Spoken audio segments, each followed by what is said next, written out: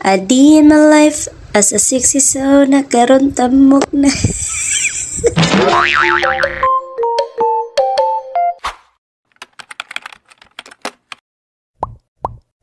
What's up mga katamsi? So for today's video mga katamsi, kay nagbutang ko og kortina dira sa portahan sa amo ang CR mga katamsi, og nagpahimo kog lamisa ni kuya para sa tindahan, pero wala na nako napakita ang paghimo sa lamisa mga katamsi. So medyo hagaw-haw di ay nga ako ang tingog ron mga katamsi, kay maikog ta sa mga silingan dire na aday ko karon sa city mga katamsi.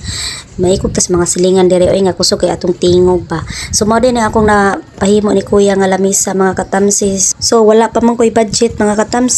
So kawayan lang usang ako ang gisawgan ng lamisa, din butangan lang nako siya og karton para dili siya lain pud tan-aon, din butangan pud na nako siya og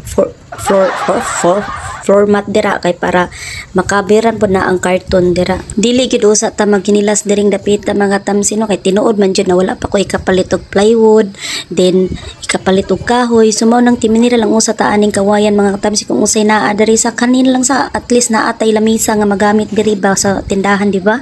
Yes! Bitaw mga katamsi, puhon-puhon mapalit ra gyud na nako, mapilisan ra gyud ni nako akong lamisa diri mga katamsil, plus may hunus-hunus pa ha.